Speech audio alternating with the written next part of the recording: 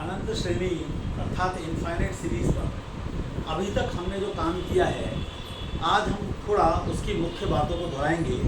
और उन मुख्य बातों को दोहराने के पीछे का उद्देश्य ये है कि हमारे ध्यान में सब चीज़ें इकट्ठा आ सकें और फिर कुछ ऐसे प्रश्नों को हम ले सकें जिनके बारे में हमको पहले से पता नहीं है कि कौन सा तरीका हमको लगाना है श्रेणी की अपसारिता या अभिसारिता, कन्वर्जेंस या डाइवर्जेंस को पता लगाने के लिए।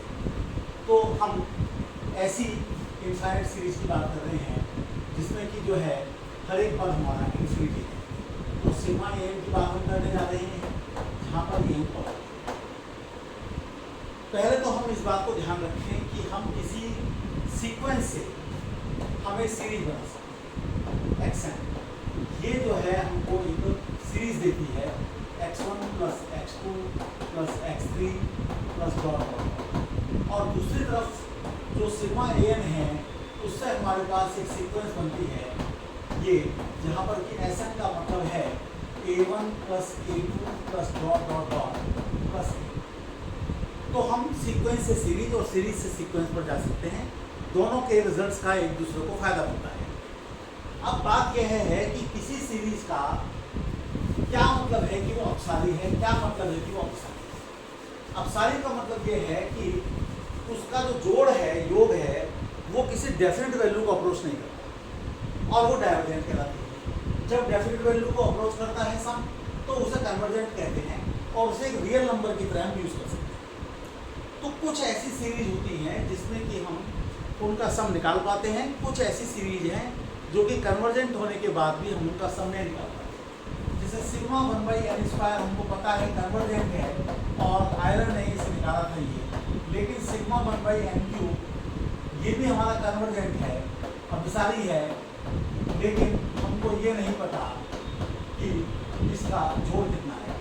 हमको नहीं पता कि इनका जोड़ क्या है।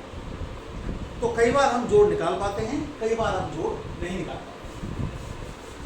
जब हम अपने सवालों की तरफ आते हैं, अपने तरीकों की तरफ आते हैं, अपने टेस्टों की तरफ आते हैं, तो उसमें एक टेस्ट हमारे सामने आता है जिसको हम कहते हैं तुलना परीक्षण।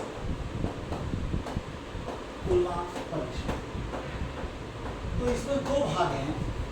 एक है भाग ए।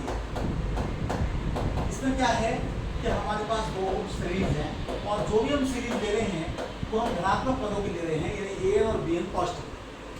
तो यदि A N less than K times B N है या के पॉजिटिव है, तो सिग्मा ए एन और सिग्मा बी एन में से किसी एक के व्यवहार से दूसरे के बारे में कुछ पता चलता है। जैसे यदि सिग्मा बी एन कन्वर्जेंट है तो सिग्मा ए एन भी कन्वर्जेंट है। सिग्मा बी एन अगर डाइवर्जेंट है तो सिग्मा ए एन के बारे में कुछ नहीं कह सकते। सिग्मा ए एन अगर कन्वर्जेंट है तो सिग्मा बी एन के बारे में हम कुछ नहीं कह सकते। लेकिन सिग्मा ए एन अगर डाइवर्जेंट है तो सिग्मा बी एन भी डाइवर्जेंट होगी, यह हम कह सकते हैं।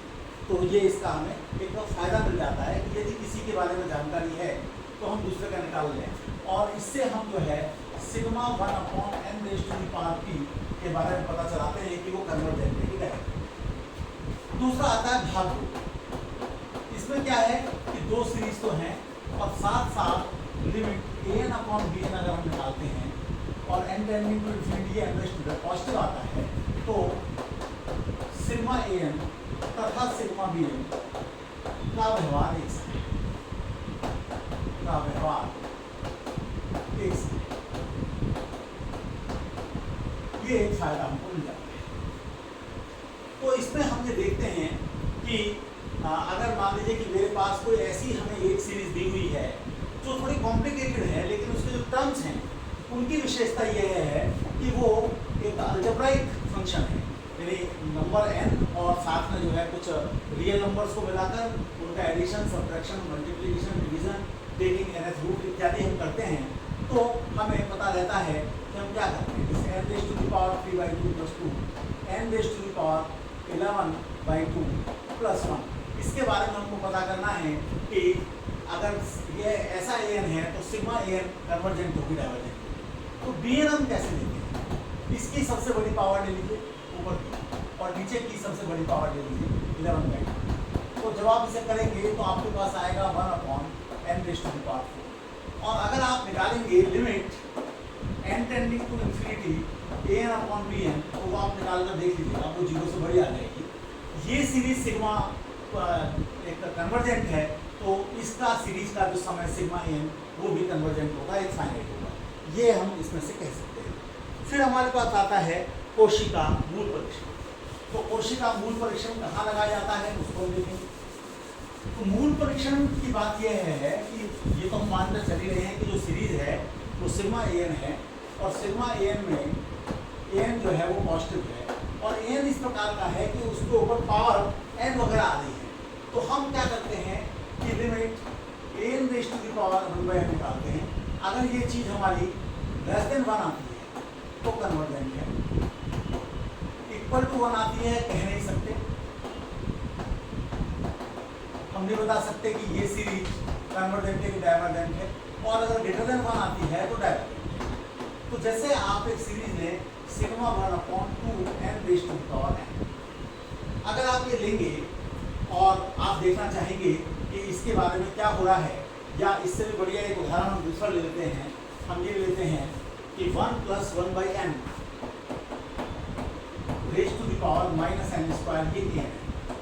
तो यहाँ पावर में n आ रहा है, इसलिए यहाँ पर ये अच्छा रहेगा कि हम n raise to the power 1/n निकालें, जो कि 1 + 1/n raise to the power -n हो जाएगा, जो टेंड्स करेगा 1/1 है। इसलिए इस n के लिए सिग्मा n कन्वर्जेंट होगा। तो ये फायदा हम उठा सकते हैं। अगला जो परीक्षण है वो है तुलना परीक्षण। तुलना परीक्षण में हम क्या करते हैं कि हम limit n tending to infinity अपनी ही श्रेणी के दो क्रमागत पदों का हम रेशो निकालते हैं, और ये क्वांटिटी अगर हमारी लेस देन 1 आती है तो कन्वर्जेंट है, इक्वल टू 1 है तो कुछ कह नहीं सकती, और ग्रेटर देन 1 है तो डाइवर्जेंट। इस प्रकार का जो रिजल्ट है, इस प्रकार का जो अनुपात परीक्षण है, उसका जो उपयोग है वो आमतौर पर तब होता है जब फैक्टोरियल हमारे पास आ रहा हो, तो हमें थोड़ी अधिक सुविधा होती है। तो जैसे हमारे पास an जो है वो factorial n/n raise to the power n है। तो आप यहाँ पर अगर limit n tending to infinity an + 1/n निकालेंगे, तो आप देखेंगे कि factorial n+1 divided by n + 1 raise to the power n+1 multiplied by n raise to the power n factorial. तो फायदा ये है अनुपात परीक्षण का, जब उसमें फैक्टोरियल होता है तो आसानी से यहाँ पर n+1 आ जाएगा, और ये n raise to the power n, एक n+1 कट जाएगा, n+1 की पावर n आ जाएगा, और ये हो जाएगा limit 1/1 + 1/n raise to the power n equal to. तो इस प्रकार से ये हमारे पास e की पावर -1 जो कि लेस देन 1 है तो कन्वर्ट है। अब सारी तो पता चल जाता है। इसके बाद हम अगले परीक्षण की तरफ दौड़ते हैं। तो अगला जो परीक्षण है हमारा, वो हमारा एक ऐसा परीक्षण है जिसमें कि हम कैलकुलस का उपयोग, इंटीग्रेशन का उपयोग, समाकल परीक्षण हो। तो समाकल परीक्षण में क्या होता है, सिग्मा एन है, एन हमारा पॉजिटिव है, और हम अगर एन को Fn लिख पाए, और F की 3 विशेषताएं हैं, एक तो पॉजिटिव हो, दूसरा सतत हो यानी कंटिन्यूअस हो, और तीसरा डिक्रीजिंग, तो हम ये कहते हैं कि हम टेस्ट को लगा सकते हैं। और टेस्ट ये है 1 से इन्फिनिटी fx dx तथा सिग्मा an का व्यवहार एक सा है। दोनों कन्वर्जेंट हैं या दोनों डाइवर्जेंट। अब जैसे आपके पास में मान लीजिए, तो इस प्रकार का जो रिजल्ट है वो तब यूज होगा जबकि उसका जो fx है तो वो आसान सा होगा, तो e raise to the power -x हो गया। और आप जब 0 to इन्फिनिटी या 1 to infinity e raise to the power -x dx निकालेंगे तो ये कन्वर्जेंट। तो इसलिए जो इसकी श्रेणी बनेगी वह भी कन्वर्जेंट होगी। ये एक फायदा हम उठा सकते हैं। एक छोटा सा टेस्ट ओवर है जो कि इस समाकल परीक्षण पर ही आधारित है, और वह यह है कि अगर आपके पास an है और आपने उसमें ये मान दिया, तो आप ये मान कर चलिए कि आपके पास में दो चीज़ों का व्यवहार एक सा होगा, तब सिग्मा an तथा sigma 2 raise to the power n, a 2 raise to the power n का व्यवहार एक सा।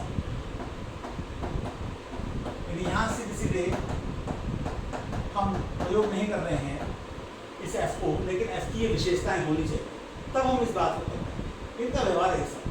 तो ये जो प्रयोग है, ये जो हमारा परीक्षण है, ये तब ज़्यादा उपयोगी होता है जब हमारे पास एक ऐसा सवाल हो जिसमें कि लॉग आ, तो जैसे sigma ln n by n whole square है, इसको हम देखना चाहते हैं। तो मैं यहाँ पर अगर fx लूँ और n की जगह पर x रख दूँ, तो ln x बाई x आ जाएगा और उसका स्क्वायर आ जाएगा, और आप देखेंगे तीनों बातें हो गई। तो हम इस परीक्षण को लगा सकते हैं।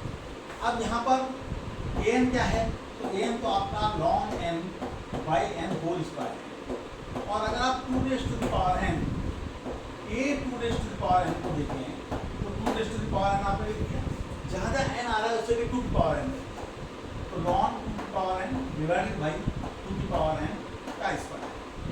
तो आप इसे जब सिंप्लीफाई करेंगे तो ये पार्ट कट जाएगा आपका, तो नीचे 2 की पावर n रह जाएगा। ये जो है आपके पास में n स्क्वायर और ln 2 हो जाएगा और उसका स्क्वायर, तो इसका तो कोई महत्व नहीं है। जहाँ तक इसकी बात है, तो आप आराम से इस बात को महसूस कर सकते हैं कि तुलना परीक्षण से आप इसके बारे में पता लगा सकते हैं कि ये अभिसारी है कि अपसारी, और तब उसके पता लगाने से इसके बारे में हमको जानकारी मिल जाएगी कि ये अभिसारी है कि अपसारी। तो इस प्रकार से हम देखते हैं कि जो हमारे पास ऐसी अनंत श्रेणियाँ हैं जिसमें कि हर एक पद धनात्मक है, उसके लिए टेस्ट तो बहुत सारे हो सकते हैं, लेकिन जो मुख्य टेस्ट हैं वो हैं तुलना परीक्षण यानी कि कंपैरिजन टेस्ट, उसके 2 भाग हैं। फिर इसके बाद मूल परीक्षण यानी कि कोशीज रूट टेस्ट है। फिर डीएलएम्बर्ट का हमारा रेशो टेस्ट है, अनुपात परीक्षण है, मुख्य ये है। फिर इसमें एक हम समाकल परीक्षण जोड़ देते हैं और एक हम कोशी का संगणन जो परीक्षण है यानी कि ये वाला जो परीक्षण है इसको हम जोड़ देते हैं, और इससे हमारा काफ़ी हद तक काम चल जाता है। यद्यपि कुछ ऐसे प्रश्न रहेंगे जो इनसे हल नहीं होंगे, लेकिन आप ये मानकर चलिए कि आमतौर पर जिस प्रकार के प्रश्नों की बात आती है उसका एक बड़ा हिस्सा, बड़ा माने 90% से ऊपर का हिस्सा इस प्रकार के जो परीक्षण हैं उनसे हो जाएगा। तो इनको आप जरा इकट्ठा समझिए, और फिर अगली बार कुछ ऐसे सवालों को लेकर प्रस्तुत होंगे जिसमें खुद हमको पता लगाना होगा कि कौन सा परीक्षण यहाँ लगाना उपयोगी है।